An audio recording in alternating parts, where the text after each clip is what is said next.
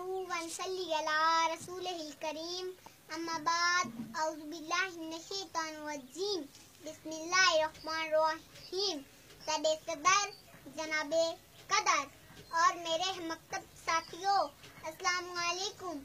आज मुझे जिस मौजू पर बोलने का शर्फ हासिल हो रहा है वो है बेटी।